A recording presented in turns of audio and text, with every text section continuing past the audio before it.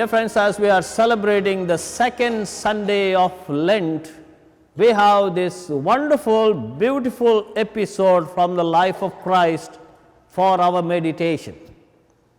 Now, in the first week we meditated Jesus in the desert, tempted by the devil. Now, second week we meditate on the Transfiguration experience. I would like to draw your attention to the particulars of this particular episode, where Jesus is taking the three disciples to a very high mountain. According to experts, it may not be the Mount Tabor, as we know, the Mount of Transfiguration, those who have gone to the Holy Land. Because during the time of Jesus, it is said that on Mount Tabor there was an old Roman fort. And consequently, Jesus wouldn't choose that particular location for a prayer experience with his disciples. Then there is another explanation. Just previous to this episode of the Transfiguration, Jesus was in the region of Caesarea Philippi. And there he had given to Peter the keys of the kingdom of heaven. And after that, Jesus invited his disciples, three of them, to climb the high mountain. And according to some exegetes, it could be Mount Hermon, a very high mountain, which rises up 9,200 feet above sea level. That's a long mountain to climb. That is why the gospel says very high mountain. Whereas Mount Tabor is just 1,000 feet above the sea level. Now, particularly, we would like to meditate why the mention of mountains in the Gospel of Matthew. Now, we know that the devil tempted Jesus in the desert. He had taken him to a high mountain where the devil showed all the kingdoms and the splendor of the world and said, "If you worship me, I will give you all these riches." And then the second mountain in Matthew's gospel, where after the desert experience, Jesus comes out from there, he chooses his disciples around him, and then he preaches that famous discourse from the mountain, which is called the Mount of Beatitudes.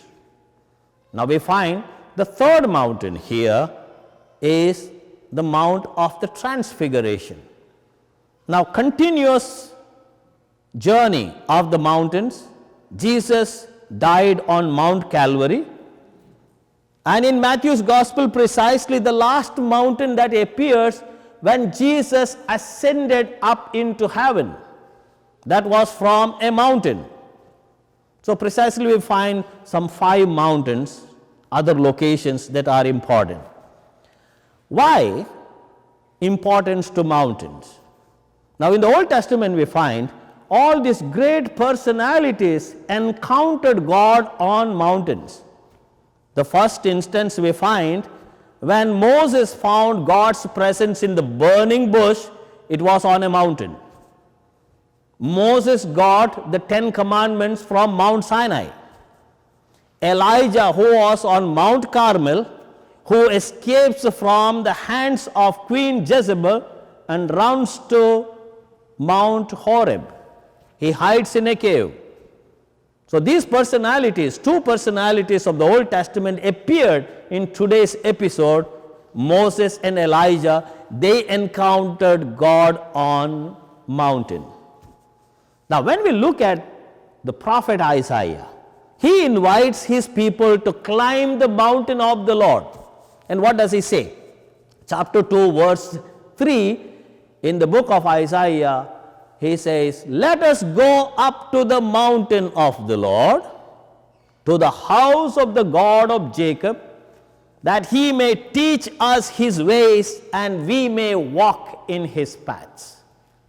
That is why, even during the time of Jesus, Mount Zion, Jerusalem, where the temple was built, people would gather. That was practically the center of religiosity for the Jewish people. It was a center for many other reasons.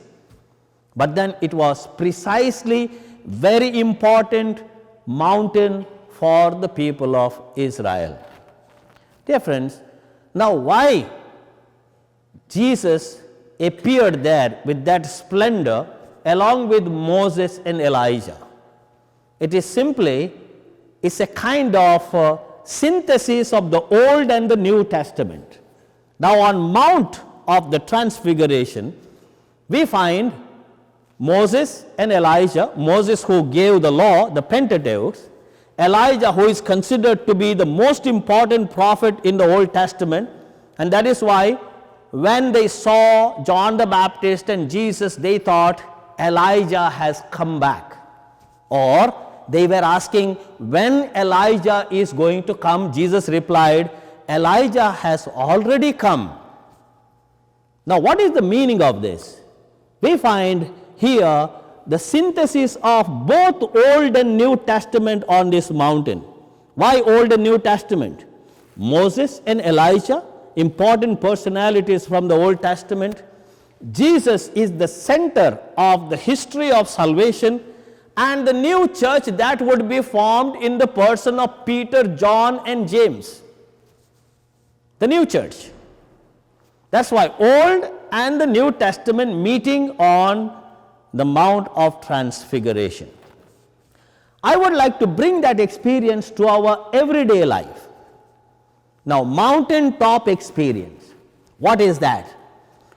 In the ordinary life of a person, maybe when we think about children, when they celebrate their first birthday consciously. Now, we do not know when the children really become conscious of a birthday celebration. Now, when we think of a child celebrating birthday at the age of 5 or 6, they may not be even conscious that they are celebrating.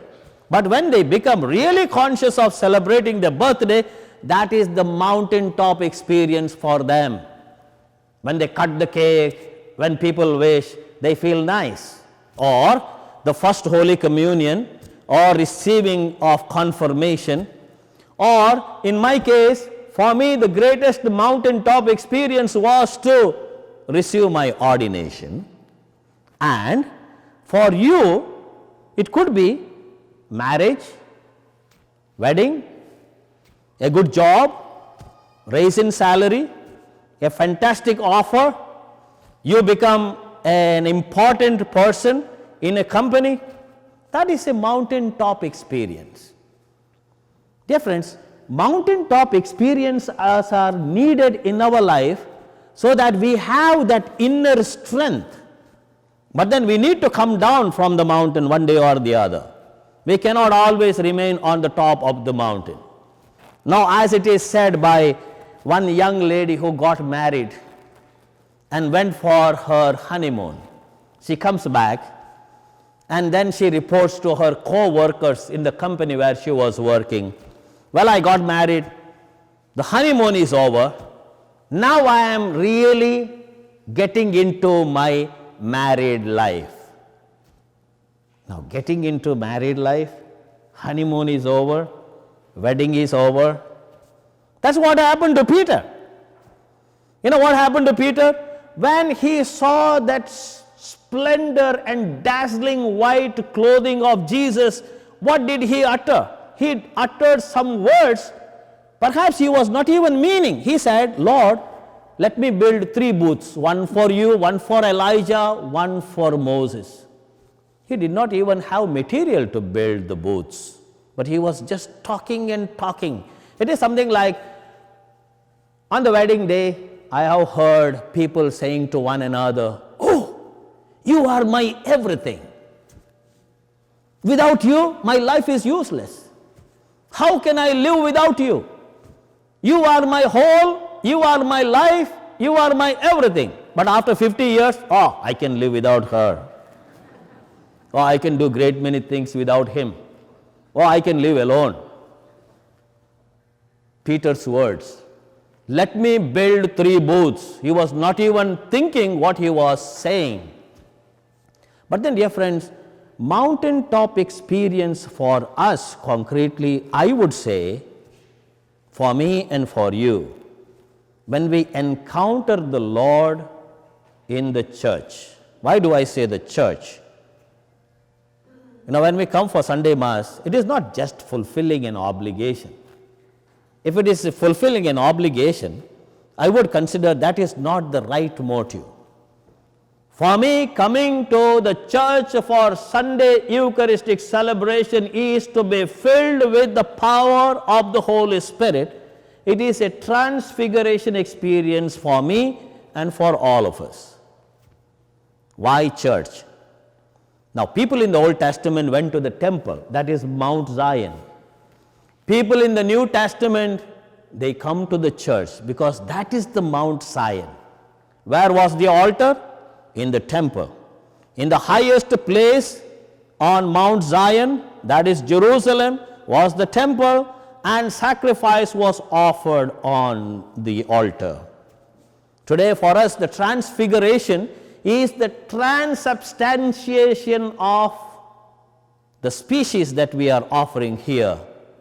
That is the bread and wine becoming the body and blood of Christ. Now, what is mountaintop experience and coming down the mountain? That is very interesting too. There was the voice of the Father. What is that voice of the Father?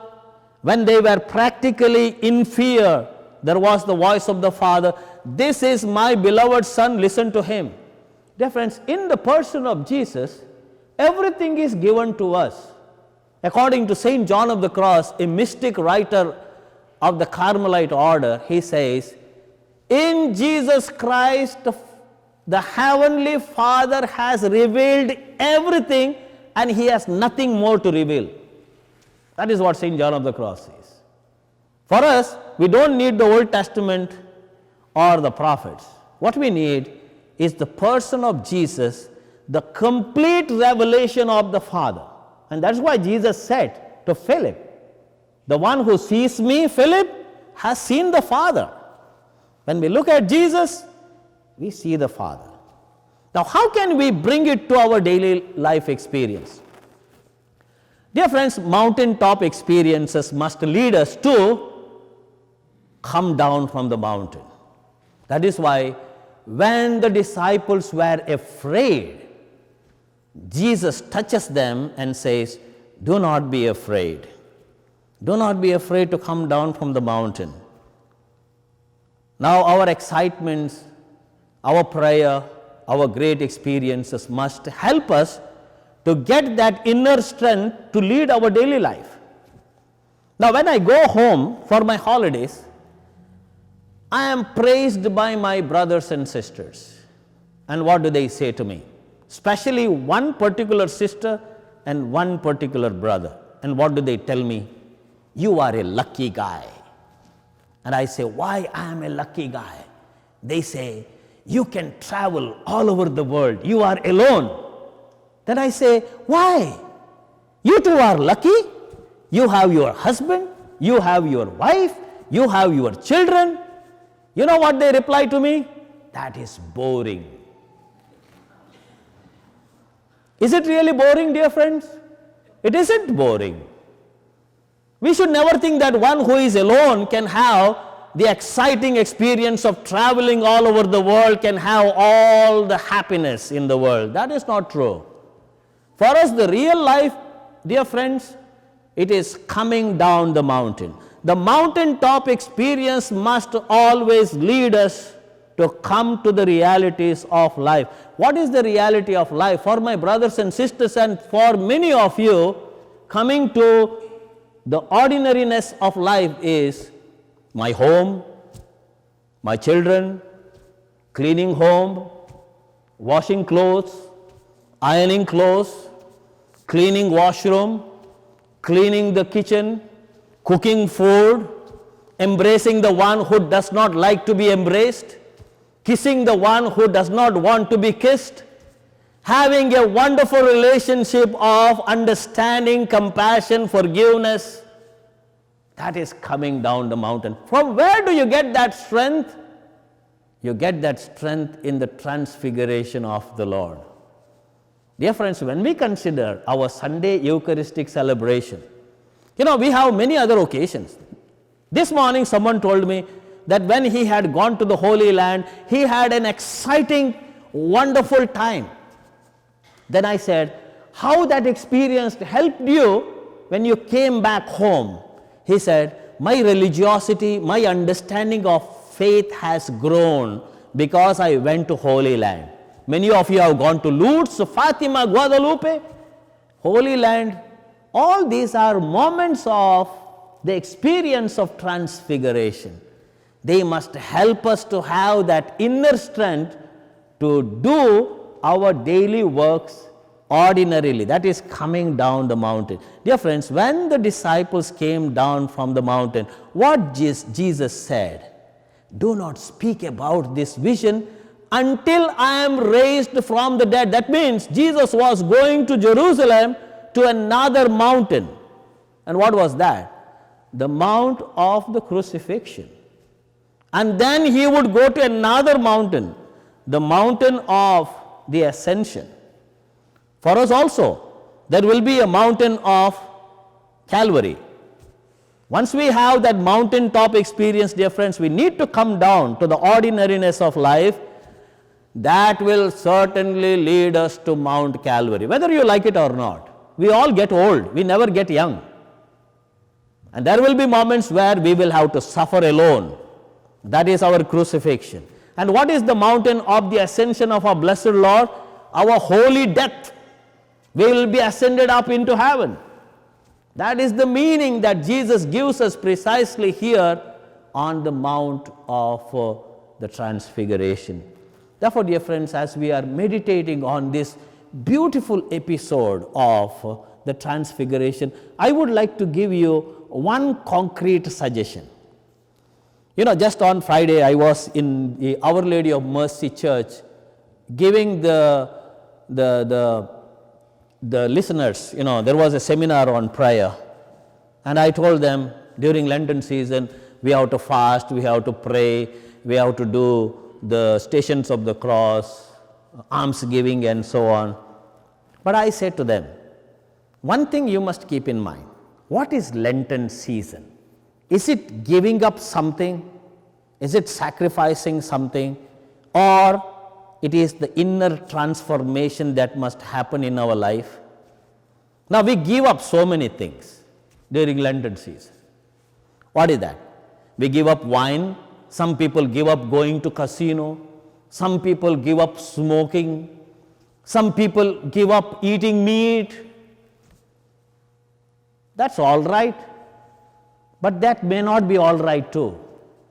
Because once the Lenten season is over, I am going to have double quantity of wine, double quantity of smoking, more times going to casino and eating meat until my cholesterol level rises up.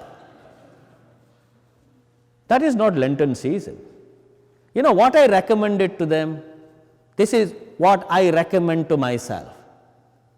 Leave alone fasting, making penance, and doing a way of the cross.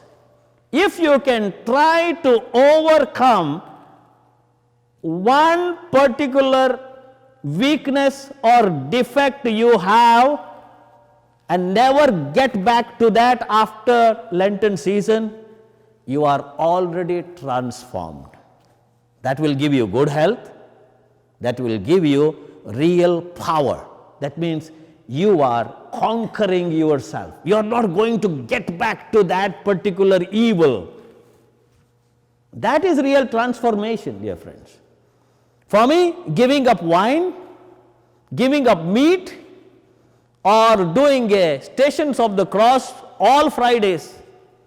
But I am the same person after Lenten season. Easter Day, I am the same person before as I was on the Ash Wednesday. That does not give me any strength at all. Therefore, the power of prayer, the power of being with the Lord can transform me from within, that I become a better person. That's why Jesus, coming down the mountain, strengthened his disciples to face all those Paschal mysteries in Jerusalem. Therefore, dear friends, during this Sunday, let us try our best to meditate on this gospel passage, apply it to our life. As we come down to our daily realities of life, let us have the strength of the Lord to protect us, to guide us, to fill us with His Spirit. God bless you.